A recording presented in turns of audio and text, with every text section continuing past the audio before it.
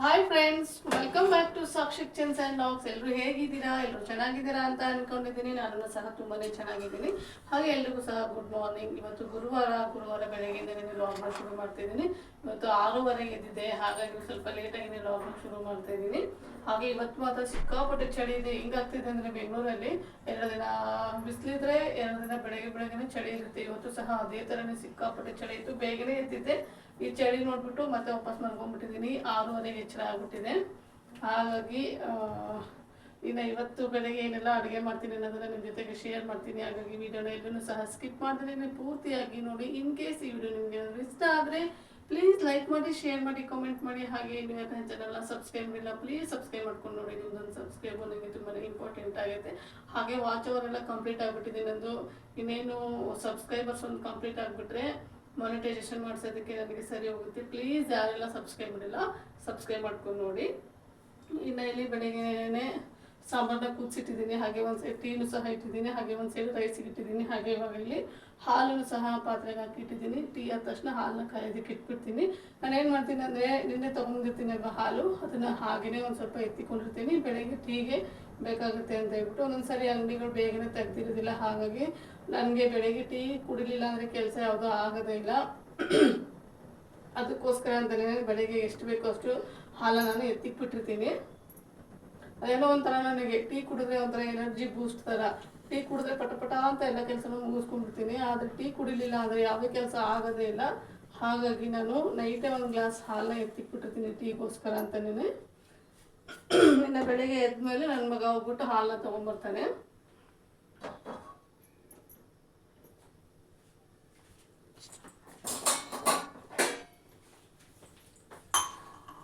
ಇನ್ನು ಟೀ ಕುಡಿದು ಮತ್ತೆ ಸಿಗ್ತೀನಿ ನಾನು ನಿಮಗೆ. ಇನ್ನು ಟೀ ಎಲ್ಲ ಕುಡ್ದಾಯಿತು. ಇವಾಗ ಫಸ್ಟಿಗೆ ಹೀರೆಕಾಯಿ ಪಲ್ಯ ಮಾಡ್ಕೊಂಡ್ಬಿಡ್ತೀನಿ. ಹೆಂಗೆ ಮಾಡೋಣ ಅಂತ ಅಂದ್ಕೊಂಡೆ, ಆದರೆ ಟೈಮೇ ಇಲ್ಲ ಹೆಂಗೆ ಮಾಡೋದಕ್ಕೆ. ಹಾಗಾಗಿ ಹಾಗೇನೆ ಪಲ್ಯ ಮಾಡ್ಕೊಂಡ್ಬಿಡ್ತೀನಿ. ಇವಾಗ ಹೆಂಗೆ ಮಾಡೋಣ ಅಂತಲೇ ತೊಗೊಂಡು ಬಂದೇವಲ್ಲ ಹೀರೆಕಾಯಿನ. ಹೇಗಿದ್ರು ಬೆಳಿಗ್ಗೆ ಬೇಗನೆ ಎದ್ದೇಳ್ತೀನಲ್ವ, ಮಾಡೋಣ ಅಂತ ಅಂದ್ಕೊಂಡೆ. ನೋಡಿದ್ರೆ ಇವತ್ತು ಎದ್ದೇಳೋದಕ್ಕೆ ಆಗಲಿಲ್ಲ. ಪೂಜೆ ಮಾಡೋದೇನಾದ್ರೂ ಇದ್ದರೆ ಬೇಗನೆ ಎದ್ದೇಳ್ತಿದ್ದೆ, ಆದರೆ ಪೂಜೆನೂ ಮಾಡೋವಾಗಿಲ್ಲ ನಾನು. ಹಾಗಾಗಿ ಒಂದು ಸ್ವಲ್ಪ ಲೇಟಾಗಿದ್ದರೂ ಪರವಾಗಿಲ್ಲ ಅಂದ್ಕೊಂಡು ಇವತ್ತು ಲೇಟಾಗಿಯೇ ಎದ್ದಿದ್ದೀನಿ. ಇವತ್ತು ನನ್ನ ಬದಲಾಗಿ ನನ್ನ ಮಗಳೇ ಮಾಡ್ಕೊತಾಳೆ ಪೂಜೆನ.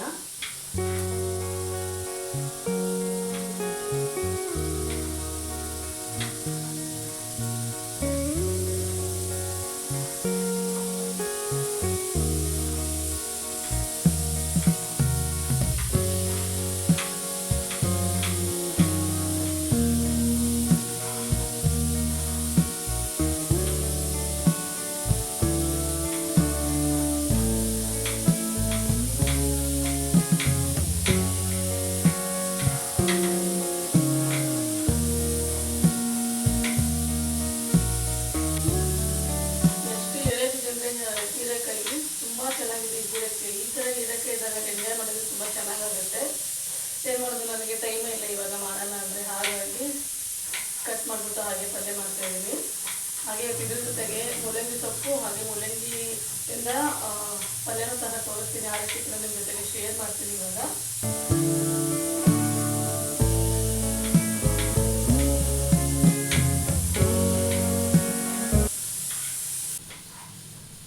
ನಮ್ಮನೇಲಿ ಏನಂದರೆ, ನೀವು ಚಪಾತಿನೇ ಮಾಡಿ, ರೊಟ್ಟಿನೇ ಮಾಡಿ, ಏನಾದರೂ ಮಾಡಿ, ಲಾಸ್ಟಲ್ಲಿ ಒಂದು ತುತ್ತು ರೈಸ್ ತಿನ್ನಲಿಲ್ಲ ಅಂದರೆ ಹೊಟ್ಟೆ ತುಂಬಿದಂಗೆ ಆಗೋದಿಲ್ಲ. ಹಾಗಾಗಿ ನಾನು ಒಂದು ಗ್ಲಾಸ್ ರೈಸಿಗೆ ಇಟ್ಬಿಟ್ಟಿರ್ತೀನಿ ಬೆಳಗ್ಗೆನೇ. ಒಂದು ಗ್ಲಾಸ್ ಆದರೆ ಸಾಕಾಗುತ್ತೆ ನಮಗೆ ಬೆಳಗ್ಗೆ ಮಧ್ಯಾಹ್ನಕ್ಕೆಲ್ಲ. ರಾತ್ರಿಗೆ ಬೇಕಾದರೆ ಮತ್ತೆ ಇಟ್ಕೊಂಡ್ರೆ ಸರಿ ಹೋಗುತ್ತೆ. ಒಂದೊಂದ್ಸರಿ ಏನು ಮಾಡ್ತಾರೆ ಅಂದರೆ ಮಕ್ಕಳು ರೊಟ್ಟಿ ಇಷ್ಟ ಆಗಲ್ಲ ಅಂತ ಹೇಳ್ಬಿಟ್ಟು ಅನ್ನ ಸಾಂಬಾರು ಅಥವಾ ಅನ್ನ ಪಲ್ಯ ಈ ಥರ ಏನೋ ತೊಗೊಂಡೋಗ್ಬಿಡ್ತಾರೆ ಬಾಕ್ಸಿಗೆ. ಹಾಗಾಗಿ ನಾನು ರೈಸ್ನ ಮಾಡಿಟ್ಬಿಟ್ಟಿರ್ತೀನಿ. ಈಗ ಅವರು ರೊಟ್ಟಿ ಬೇಡ ಅಂತ ಅಂದಾಗ ಸಡನ್ನಾಗಿ ರೈಸ್ ಮಾಡೋದಕ್ಕೂ ಅಂತ ಆಗೋದಿಲ್ಲ ನೋಡಿ. ಹಾಗಾಗಿ ನಾನು ಮೊದಲನೇ ರೈಸ್ನ ರೆಡಿ ಮಾಡಿ ಇಟ್ಬಿಟ್ಟಿರ್ತೀನಿ. ಹೇಳಕ್ ಬರೋಲ್ಲ, ಮಕ್ಕಳು ಮನಸ್ಸೇ ಆಗ್ತಾ ಇರುತ್ತೆ ಅಂತ. ಒಂದೊಂದ್ಸರಿ ರೊಟ್ಟಿ ತೊಗೊಂಡು ಹೋಗ್ತೀನಿ ಅಂತ ಹೇಳ್ತಾರೆ, ರೊಟ್ಟಿ ಮಾಡಿರ್ತೀನಿ. ಅದಾದ ನಂತರ ನಾನು ರೊಟ್ಟಿ ಬೇಡ ಅನ್ನ ಸಾಂಬಾರು ತೊಗೊಂಡು ಹೋಗ್ತೀನಿ ಅಂತ ಹೇಳ್ಬಿಡ್ತಾರೆ ನನ್ನ ಮಗಳು ಒಂದೊಂದು ಟೈಮಲ್ಲಿ. ಇನ್ನು ಮಧ್ಯಾಹ್ನ ಹೋಗಿ ಕೊಡ್ಬೋದು ನನಗೆ. ಮತ್ತೆ ಮಧ್ಯಾಹ್ನ ಯಾರಪ್ಪ ಹೋಗ್ತಾರೆ ಎಣ್ಣೆ ಕಾರಣಕ್ಕೆ ಅವ್ರ ಜೊತೆಗೆ ನಾನು ಲಂಚ್ ಬಾಕ್ಸ್ನ ಕೊಟ್ಟು ಕಳಿಸ್ತೀನಿ. ಅಲ್ಲಾದರೆ ಮೊದಲು ಹತ್ರ ಆಗೋದು ಮನೆ, ಕೊಟ್ಟು ಬಂದ್ಬಿಟ್ಟಿದೆ. ಇದೆ. ಇವಾಗ ಇಲ್ಲೊಂದು ಸ್ವಲ್ಪ ದೂರ ಆಗೋದ್ರಿಂದ ಹೋಗೋದಕ್ಕೆ ಬೇಜಾರಾಗ್ಬಿಡುತ್ತೆ.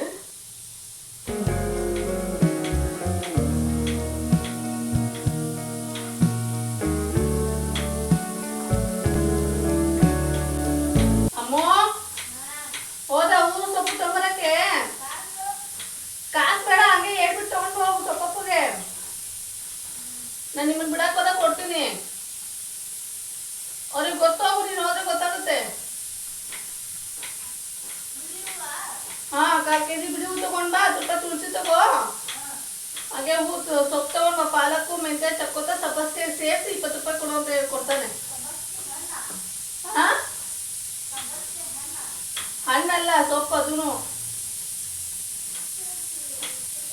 ಸಬ್ಬಸ್ಗೆ ಹಣ್ಣು ಇರುತ್ತಾ? ಯಾವ ಹಣ್ಣದು? ಅಯ್ಯೋ ಹೋಗು.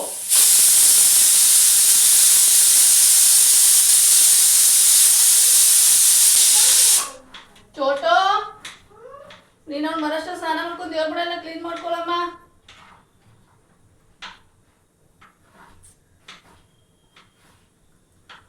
ನಾನು ದೇವ್ರ ಪಾತ್ರನೂ ಸಹ ತೊಳೆಯೋದಕ್ಕೆ ಹೋಗ್ಲಿಲ್ಲ, ಹಾಗೆ ದೇವ್ರ ಮನೇನೂ ಸಹ ಕ್ಲೀನ್ ಮಾಡೋದಕ್ಕೆ ಹೋಗ್ಲಿಲ್ಲ. ಹಾಗಾಗಿ ಇವಾಗೆಲ್ಲ ಅವಳೇ ಮಾಡ್ಬೇಕು. ದೇವ್ರ ಪಾತ್ರೆ ತೊಳೆಯೋದಕ್ಕೆ ಹೋಗಲ್ಲ ಅವಳು, ಟೈಮು ಬೇರೆ ಆಗ್ಬಿಡುತ್ತಲ್ವ ಅವಳಿಗೂ ಸ್ಕೂಲಿಗೆ. ಹಾಗಾಗಿ ದೇವ್ರ ಮನೆ ಕ್ಲೀನ್ ಮಾಡ್ಕೊಂಡು ಪೂಜೆ ಮಾಡ್ಕೊತಾಳೆ ಅಷ್ಟೇನೆ. ಹೋಗು, ಟೈಮ್ ಆಗ್ಲೇ 7:15 ಆಯ್ತು.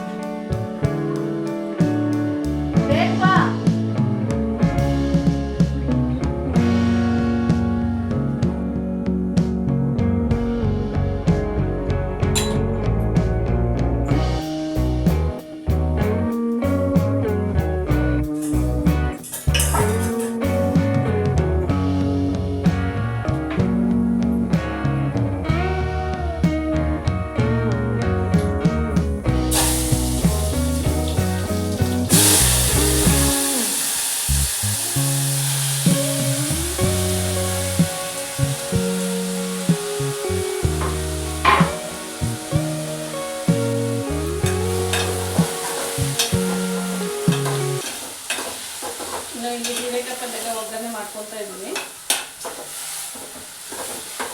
ಹೀರೆಕಾಯಿ ಎಳೆದಿರೋದ್ರಿಂದ ನೋಡಿ ಎಷ್ಟಾಗಿದೆ ಅಂತ. ಅದನ್ನ ಕುದ್ದ ಮೇಲೆ ಇನ್ನೊಂದು ಸ್ವಲ್ಪ ಕರಗ್ಬಿಡುತ್ತೆ.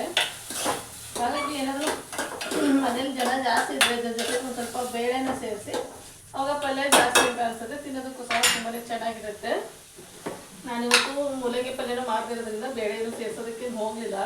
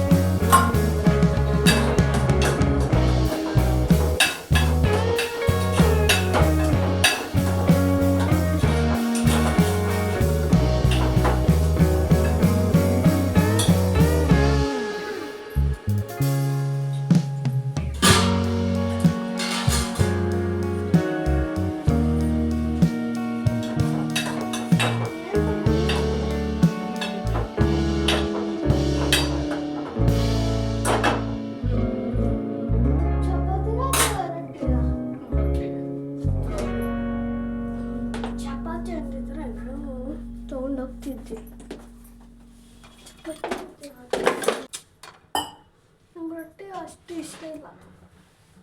ಯಾಕೆ ಇಷ್ಟ ಇಲ್ಲ ಗೊತ್ತಿಲ್ಲ. ಇನ್ನು ಇಲ್ಲಿ ನಿನ್ನೆ ನನಗೆ ಫ್ರೆಶ್ ಆಗಿರುವಂತಹ ಮೂಲಂಗಿ ಸೊಪ್ಪು ಹಾಗೆ ಮೂಲಂಗಿ ಎರಡು ಸಿಕ್ಕಿತ್ತು, ಹಾಗಾಗಿ ತೊಗೊಂಡು ಬಂದಿದ್ದೆ. ಇದರಿಂದ ಪಲ್ಯ ಮಾಡೋಣ ಅಂತ ಅಂದ್ಕೊಂಡಿದ್ದೀನಿ. ಅದಕ್ಕೆ ನೀಟಾಗೆಲ್ಲ ಬಿಡಿಸಿಟ್ಕೊಂಡಿದ್ದೆ, ತೊಳೆದಿರಲಿಲ್ಲ, ಹಾಗೆ ಬಿಡಿಸಿಟ್ಕೊಂಡಿದ್ದೆ. ನೋಡ್ತಾ ಇರ್ಬೋದು ನೀವು ಇಲ್ಲಿ ಸೊಪ್ಪು ಎಷ್ಟು ಫ್ರೆಶ್ ಆಗಿ ಕಾಣ್ತಾ ಇದೆ ಅಂತ ಹೇಳ್ಬಿಟ್ಟು. ಈ ಥರ ಸೊಪ್ಪು ಸಿಕ್ಕಿದಾಗ ಪಲ್ಯನ ಮಾಡ್ಕೊಳ್ಳಿ, ತುಂಬ ಚೆನ್ನಾಗಿರುತ್ತೆ. ನಾನಿಲ್ಲಿ ಇದೆಲ್ಲ ಸೊಪ್ಪನ್ನು ಸಹ ಬಳಸ್ಕೊಂಡ್ಬಿಡ್ತೀನಿ, ಆದರೆ ಮೂಲಂಗಿ ಮಾತ್ರ ಇಲ್ಲಿ ಎಲ್ಲದನ್ನು ಬಳಸೋದಕ್ಕೆ ಹೋಗೋದಿಲ್ಲ, ಯಾಕಂದರೆ ನಾವು ರೊಟ್ಟಿಲಿ ತಿಂತೀವಲ್ಲ, ನಮ್ಗೆ ಯೂಸ್ ಆಗುತ್ತೆ. ಹಾಗಾಗಿ ನೀವೇನಾದರೂ ರೊಟ್ಟಿಲೆಲ್ಲ ನೆಂಚ್ಕೊಂಡು ತಿನ್ನಲ್ಲ ಅಂದರೆ ಇದ್ರ ಜೊತೆಗೇನೂ ಸಹ ನೀವು ಮೂಲಂಗಿನ ಹಾಕ್ಕೊಂಡು ಬಿಡ್ಬೋದು. ಫಸ್ಟ್ ಇಲ್ಲಿ ನಾನು ಮೂಲಂಗಿ ಸೊಪ್ಪನ್ನ ಕಟ್ ಮಾಡ್ಕೊಂಡ್ಬಿಡ್ತೀನಿ ಬೇಗನೆ.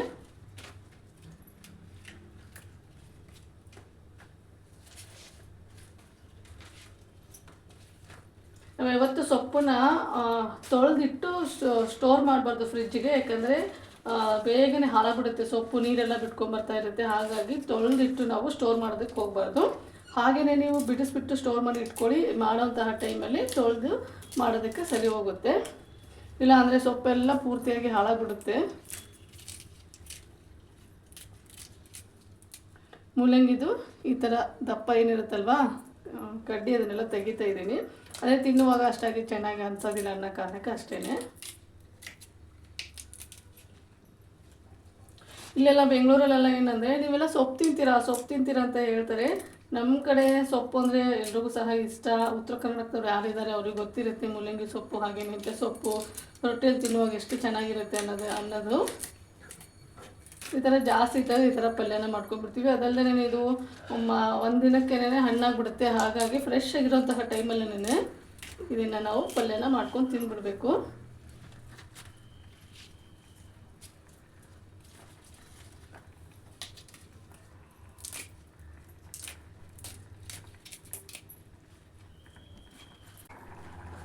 ಇನ್ನು ಇಲ್ಲಿ ಸೊಪ್ಪನ್ನೆಲ್ಲ ನೀಟಾಗಿ ಈ ಥರ ಬಿಡಿಸಿಟ್ಕೊಂಡಿದ್ದೀನಿ, ಇದನ್ನು ಕಟ್ ಮಾಡ್ಕೊತೀನಿ.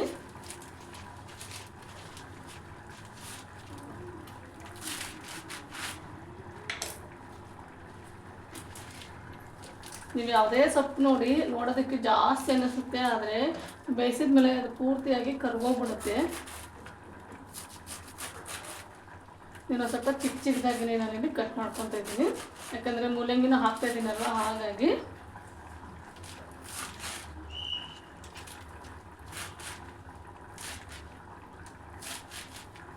ಸೊಪ್ಪನ್ನ ಕಟ್ ಮಾಡ್ಕೊಂಡಿದ್ದಾಯಿತು. ಹಾಗೆ ಅದ್ರ ಜೊತೆಗೆ ಇವಾಗ ಮೂಲಂಗಿ ಮೇಲೆ ಏನು ಸಿಪ್ಪೆ ಬರುತ್ತಲ್ವ ಅದನ್ನು ಈ ಥರ ನಾನು ತುರಿದ್ಬಿಟ್ಟು ಇದನ್ನು ಸಹ ಕಟ್ ಮಾಡ್ಕೊತೀನಿ.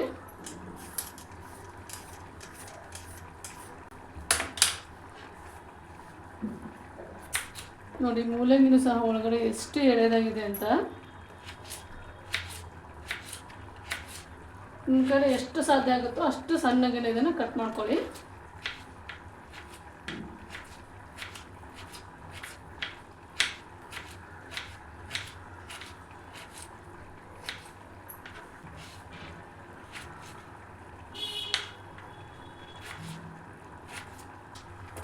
ಆಮೇಲೆ ಇಲ್ಲಿ ಸಿಗೋಂತಹ ಮೂಲಂಗಿ ಎಲ್ಲ ಅಷ್ಟಾಗಿ ಖಾರ ಅನ್ಸೋದೇ ಇಲ್ಲ. ನಮ್ಮ ಉತ್ತರ ಕರ್ನಾಟಕದ ಕಡೆ ಸಿಗ್ತವೆ ನೋಡಿ ಮೂಲಂಗಿ, ಅವತ್ತು ತಿಂದ್ರೇ ಬಾಯಲ್ಲಿ ಇಟ್ರೇ ಸಾಕು ಖಾರ ಅನ್ನಿಸ್ತಾ ಇರುತ್ತೆ. ಅದು ತುಂಬಾ ಚೆನ್ನಾಗಿರುತ್ತೆ ಮೂಲಂಗಿ. ಈ ಮೂಲವ್ಯಾಧಿ ಎಲ್ಲ ಇರುತ್ತೆ ನೋಡಿ, ಆ ಥರದವರಿಗೆ ಅದು ತುಂಬಾ ಒಳ್ಳೆಯದು ಮೂಲಂಗಿ. ಹಾಗೆ ಯಾರಿಗಾದರೂ ಮೂಲವ್ಯಾಧಿ ಇದ್ದರೆ ಅವರು ಡೈಲಿ ಮೊಸರು ಜೊತೆಗೆ ಮೂಲಂಗಿನ ತುರಿದ್ಬಿಟ್ಟು ತಿನ್ನಿ, ತುಂಬಾ ಬೇಗನೆ ವಾಸಿ ಆಗುತ್ತೆ ಅಂತ ಹೇಳ್ಬೋದು. ಈ ಡ್ರೈವರ್ಸ್ ಎಲ್ಲ ಯಾರೆಲ್ಲ ಇರ್ತಾರೆ ನೋಡಿ, ಹಾಗೆ ಯಾರೆಲ್ಲ ಕಂಪ್ಯೂಟರ್ ಮುಂದೆ ವರ್ಕ್ ಮಾಡ್ತಾ ಕೂತಿರ್ತಾರಲ್ವ ಸೀಟ್ ಮೇಲೆಲ್ಲ, ಅಂಥವ್ರಿಗೆ ಬೇಗನೆ ಆಗುತ್ತೆ ಅಂತ ಹೇಳ್ತಾರೆ. ಹಾಗಾಗಿ ಹೀಟ್ ಜಾಸ್ತಿ ಇರ್ತಾರೆ ನೋಡಿ ಅವರಿಗೆಲ್ಲ. ಇವಾಗೆಲ್ಲ ಮೂಲವ್ಯಾಧಿ ಅನ್ನೋದು ಎಲ್ರಿಗೂ ಕಾಮನ್ ಆಗಿಬಿಟ್ಟಿದೆ. ಹಾಗಾಗಿ ಈ ಥರ ಮೂಲಂಗಿ ಎಲ್ಲರ ಮನೆಯಲ್ಲೂ ಸಿಗುತ್ತೆ, ಹಾಗೆ ಕಡಿಮೆ ಬೆಲೆಗೆ ಸಿಗುತ್ತೆ ಅಲ್ವಾ. ಒಂದು ಕಪ್ಪು ಮೊಸರು ಹಾಗೆ ಅದನ್ನು ತುರಿದ್ಬಿಟ್ಟು ಅದ್ರ ಜೊತೆಗೆ ತಿಂದರೆ ತುಂಬಾ ಒಳ್ಳೆಯದು ಹೆಲ್ತಿಗೆ. ಇದಕ್ಕೆ ರಾಮಬಾಣ ಅಂತಲೇ ಹೇಳ್ಬೋದು, ಮೂಲವ್ಯಾಧಿಗೆ ಮೂಲಂಗಿ ರಾಮಬಾಣ ಅಂತಲೇ ಹೇಳ್ಬೋದು. ಯಾಕಂದರೆ ನಾನು ಸಹ ನನ್ನ ಹಸ್ಬೆಂಡ್ಗೆ ಇದನ್ನು ಮಾಡಿಕೊಡ್ತೀನಿ ಮನೇಲಿ ಡೈಲಿನೂ. ಅವರು ಸಹ ಮೂಲಂಗಿ ಮೊಸರು ಒಂದಿನ ಉಪ್ಪು ಹಾಕೊಂಡು ತಿಂತಾರೆ, ಒಂದಿನ ಸಕ್ಕರೆ ಹಾಕೊಂಡು ತಿಂತಾರೆ. ಯಾಕಂದರೆ ಅವರು ಡ್ರೈವರ್ ಆಗಿರೋದ್ರಿಂದ ಯಾಕೆ ನಾವು ಮುಂದೆ ಕಷ್ಟಪಡಬೇಕು ಅಲ್ವಾ, ಅದ್ರ ಬಗ್ಗೆ ಗೊತ್ತಿದ್ದ ಮೇಲೆ ನಾವು ಅದನ್ನು ಪಾಲನೆ ಮಾಡಬೇಕಾಗಿರೋದು ನಮ್ಮ ಕರ್ತವ್ಯ ಆಗಿರುತ್ತೆ. ಹಾಗಾಗಿ ನಾನು ಯಾವಾಗಲೂ ಈ ಥರ ಮಾಡಿಕೊಡ್ತಾ ಇರ್ತೀನಿ ಅವರಿಗೆ. ಏನಂದರೆ ಒಂದು ವಾರ ತಿನ್ನೋದಕ್ಕೆ ಒಂದು ಸ್ವಲ್ಪ ಬೇಜಾರು ಅನ್ನಿಸ್ತಾ ಇರುತ್ತೆ. ಹಾಗೆ ಮೂಲಂಗಿ ಸ್ಮೆಲ್ ಆಗೋದಿಲ್ಲ.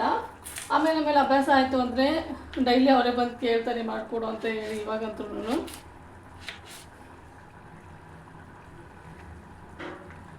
ನಾವು ಹೆಂಗೆ ಅಂದರೆ ಹೆಲ್ತಿಗೆ ಯಾವುದು ಒಳ್ಳೇದಿರಲ್ಲ ನೋಡಿ ಅದನ್ನು ತಿನ್ನೋದಕ್ಕೆ ಇಷ್ಟಪಡ್ತೀವಿ. ಯಾವುದು ಒಳ್ಳೇದಿರುತ್ತೆ ನೋಡಿ ಅದನ್ನು ಅಷ್ಟಾಗಿ ಇಷ್ಟಪಡೋದೇ ಇಲ್ಲ ತಿನ್ನೋದಕ್ಕೆ.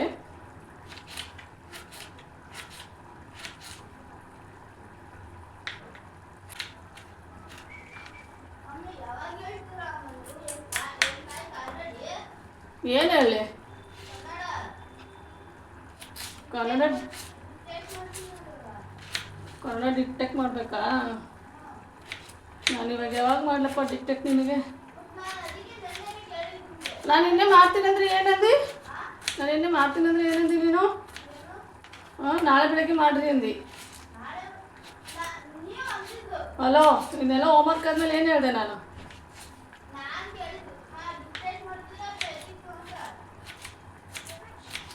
ಇನ್ನು ನನ್ನ ಮಗ ನಿನ್ನೆ ನೈಟೇ ಹೇಳಿದ್ದ ನನಗೆ ಕನ್ನಡ ಹೇಳ್ಕೊಡು ನಾನು ಬರಿತಾ ಹೋಗ್ತೀನಿ ಅಂತ. ಆದರೆ ನನಗೆ ಬೆಳಗ್ಗೆ ಹೇಳೋದಕ್ಕೆ ಆಗಿರಲಿಲ್ಲ. ಹಾಗಾಗಿ ಇಲ್ಲಿ ಕೇಳ್ತಾ ಇದ್ದಾನೆ, ನೀವು ಕನ್ನಡ ಹೇಳ್ತೀರಾ ನಾನು ಬರೆಯಲ್ಲ ಅಂತ ಹೇಳಿ ಕೇಳ್ತಾ ಇದ್ದಾನೆ ನನಗೆ ನನ್ನ ಮಗ. ಇನ್ನು ಇಲ್ಲಿ ಎಲ್ಲ ಮೂಲಂಗಿನೂ ಸಹ ನಾನು ಕಟ್ ಮಾಡ್ಕೊಂಡಿದ್ದೀನಿ. ಇದನ್ನೇನು ಈ ಸೊಪ್ಪನ್ನು ಮಾತ್ರ ಇಲ್ಲಿ ಇವಾಗ ನೀಟಾಗಿ ಕ್ಲೀನ್ ಮಾಡ್ಕೊಂಡ್ಬಿಡ್ತೀನಿ.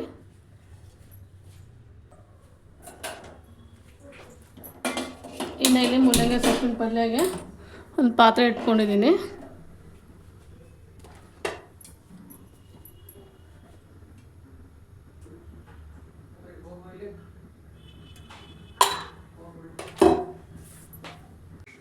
ಇನ್ನೆಲ್ಲಿ ಎಣ್ಣೆ ಕಾದಿದೆ. ಬೆಳ್ಳುಳ್ಳಿ ನಾನು ಈ ಥರ ಜಜ್ಜಿಬಿಟ್ಟು ಇಟ್ಕೊಂಡಿದ್ದೀನಿ, ಅದನ್ನು ಹಾಕ್ಕೊತಾ ಇದ್ದೀನಿ. ಹಾಗೆ ಅದ್ರ ಜೊತೆಗೆ ಹಸಿಮೆಣಸಿನ್ಕಾಯಿ ಪೇಸ್ಟನ್ನು ಸಹ ಸೇರಿಸ್ಕೊತಾ ಇದ್ದೀನಿ ಇದಕ್ಕೆ ಖಾರಕ್ಕೆ.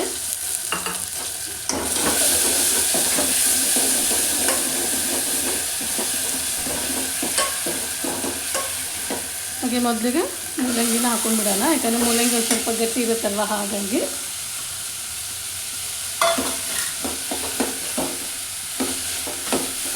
ನೀವು ಬೇಕಾದರೆ ಇದಕ್ಕೆ ಈರುಳ್ಳಿ ಅದೆಲ್ಲ ಹಾಕೋಬೋದು. ನಾನು ಈರುಳ್ಳಿ ಏನೂ ಹಾಕ್ಕೊತಾ ಇಲ್ಲ, ಹಾಗೇನೇ ಬೆಳ್ಳುಳ್ಳಿ ಮಾತ್ರ ಹಾಕ್ಕೊಂಡಿದ್ದೀನಿ, ಪಲ್ಯ ಮಾಡ್ಕೊತಾ ಇದ್ದೀನಿ.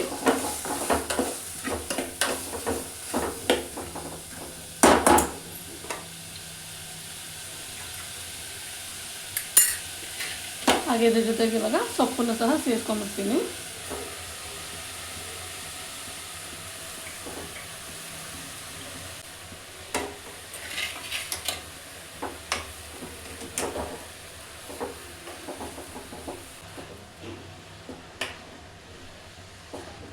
ಇದನ್ನ ಇವಾಗ ನೀಟಾಗಿ ಫ್ರೈ ಮಾಡ್ಕೋಬೇಕಾಗತ್ತೆ. ಹಾಕಿರೋ ಸೊಪ್ಪೆಲ್ಲ ಪೂರ್ತಿಯಾಗಿ ಎಣ್ಣೆಯಲ್ಲೇನೆ ಬಾಡಬೇಕು ಅದು.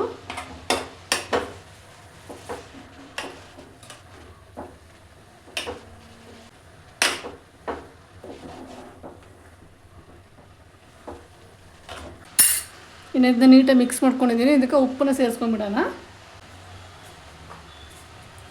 ರುಚಿಗೆ ತಕ್ಕಷ್ಟು ಉಪ್ಪನ್ನ ಸೇರಿಸ್ಕೊತಾ ಇದ್ದೀನಿ. ನಾನೆಲ್ಲಿ ಚಟ್ನಿ ಮಾಡುವಾಗ್ಲೂ ಸಹ ಉಪ್ಪನ್ನ ಹಾಕ್ಕೊಂಡಿರ್ತೀನಿ, ಹಾಗಾಗಿ ಉಪ್ಪನ್ನ ಕಡಿಮೆನೇ ಬಳಸ್ಕೊತಾ ಇದ್ದೀನಿ. ಕಡಿಮೆ ಆದರೆ ಮತ್ತೆ ಸೇರಿಸೋದಕ್ಕೆ ಸರಿ ಹೋಗುತ್ತೆ.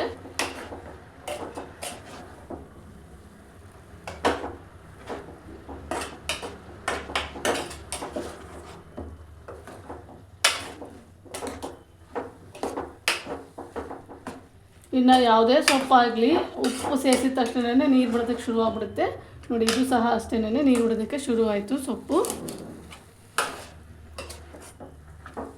ಮೂಲಂಗಿ ಎಲ್ಲ ಇದೇ ನೀರಲ್ಲೇ ನೀಟಾಗಿ ಬೆಂದ್ಕೊಳ್ಳುತ್ತೆ. ಎಕ್ಸ್ಟ್ರಾ ನೀರೇನು ಸೇರಿಸೋದು ಅವಶ್ಯಕತೆ ಇಲ್ಲ ಇಲ್ಲಿ. ಇದು ಇವಾಗ ನೀಟಾಗಿ ಕುದೀಲಿ.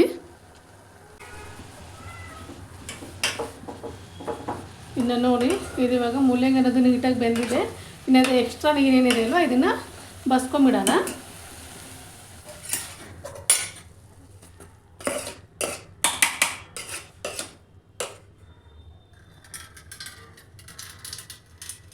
ನೋಡಿ ಇವಾಗ ನೀರೆಲ್ಲ ಬಸಿದಿದ್ದೀನಿ. ಇದು ಇವಾಗ ರೆಡಿ ಆಗೋಯ್ತು ಪಲ್ಯ. ಇದು ಹೆಂಗಂದರೆ ನಾವು ಹೆಂಗೆ ಕುದಿಸ್ತೀವಿ ಹಂಗೆ ನೀರು ಬಿಡೋಕ್ಕೆ ಶುರು ಆಗಿಬಿಡುತ್ತೆ. ಹಾಗಾಗಿ ನಾನಿಲ್ಲಿ ಇವಾಗ ಸ್ಟೋವ್ನ ಆಫ್ ಮಾಡಿಬಿಡ್ತೀನಿ. ಇನ್ನು ಪಲ್ಯ ಎಲ್ಲ ರೆಡಿ ಆಯಿತು. ಹಾಗೆ ರೊಟ್ಟಿನೂ ಸಹ ನಾನು ಮಾಡ್ಕೊಂಡ್ಬಿಡ್ತೀನಿ. ಮತ್ತೆ ಸಿಗ್ತೀನಿ ರೊಟ್ಟಿ ಮಾಡಿದ್ಮೇಲೆ. ಇನ್ನು ಇವತ್ತು ಬೆಳಗ್ಗೆನು ಊಟ ಈ ಥರ ಇತ್ತು ನಮ್ಮನೇಲಿ. ಬ್ರೇಕ್ಫಾಸ್ಟ್ ಅಂತ ಹೇಳ್ತಾರೆ, ನಾನು ಊಟ ಅಂತಲೇ ಹೇಳ್ತೀನಿ. ಯಾಕಂದರೆ ಒಂದೇ ಸರಿ ಅಡುಗೆ ಎಲ್ಲ ಮಾಡಿ ಊಟ ಮಾಡ್ಕೊತೀನಲ್ಲ ನಾನು. ಹಾಗಾಗಿ ಮೂಲಂಗಿ ಸೊಪ್ಪು, ಹಾಗೆ ಮೂಲಂಗಿ ಪಲ್ಯ, ಹೀರೆಕಾಯಿ ಪಲ್ಯ, ಒಂದು ಸ್ವಲ್ಪ ಚಟ್ನಿ ಬಡಿಸ್ಕೊಂಡಿದ್ದೀನಿ. ಹಾಗೆ ನೋಡಿ ಬೆಳಗ್ಗೆ ಮಾಡಿರೋಂತಹ ಪಲ್ಯನೂ ಸಹ ಇಷ್ಟ ಇದೆ, ಹಾಗೆ ಹೀರೆಕಾಯಿ ಪಲ್ಯನೂ ಇಷ್ಟ ಇದೆ. ಸಾಕಾಗುತ್ತೆ ಅಷ್ಟು ಮಕ್ಕಳಿಗೆ ಇಬ್ಬರಿಗೆ ಅಲ್ವಾ. ಹಾಗಾಗಿ ಈಗ ಅವರು ಬೆಳಗ್ಗೆ ಬಾಕ್ಸ್ಗೆ ಸಹ ತೊಗೊಂಡೋಗಿದ್ದಾರೆ. ಇನ್ನು ಸ್ಕೂಲಿಂದ ಬಂದಮೇಲೆ ಊಟ ಮಾಡೋದಕ್ಕೆ ಸಾಕಾಗುತ್ತೆ. ಇನ್ನು ಇಲ್ಲಿ ಮನೆಯನ್ನೆಲ್ಲ ಕ್ಲೀನ್ ಮಾಡಿಕೊಂಡು ಅದಾದ ನಂತರ ನಾನು ಸಹ ಇಲ್ಲಿ ಊಟನ ಮುಗಿಸ್ಕೊತಾ ಇದ್ದೀನಿ. ಬೆಳಗ್ಗೆ ಮಕ್ಕಳೆಲ್ಲ ಇರೋದ್ರಿಂದ ಮನೆ ಕ್ಲೀನ್ ಮಾಡೋದಕ್ಕೆ ಆಗೋದಿಲ್ಲ. ಹಾಗಾಗಿ ಅವರೆಲ್ಲ ಹೋದ್ಮೇಲೆ ಈ ಥರ ನೀಟಾಗಿ ಮನೆಯನ್ನು ಕ್ಲೀನ್ ಮಾಡಿಕೊಂಡು ಅದಾದ ನಂತರ ನಾನು ಊಟನ ಮುಗಿಸ್ಕೊತೀನಿ. ಇನ್ನು ಇವತ್ತಿನ ಲಾಗ್ನ ಇಲ್ಲಿಗೆ ಎಂಡ್ ಮಾಡ್ತಾ ಇದ್ದೀನಿ. ನಾನು ಮಾಡಿರುವಂತಹ ಲಾಗು ಹಾಗೆ ರೆಸಿಪಿ ನಿಮಗೆ ಯಾವ ಥರ ಅನ್ನಿಸ್ತು ಅಂತ ನನಗೆ ಕಮೆಂಟ್ ಮಾಡಿ ತಿಳಿಸಿ. ಇದಾಗಿತ್ತು ಇವತ್ತಿನ ನನ್ನ ವಿಡಿಯೋ. ಮತ್ತೆ ಸಿಗ್ತೀನಿ ಇನ್ನೊಂದು ವಿಡಿಯೋದಲ್ಲಿ. Thank you, bye.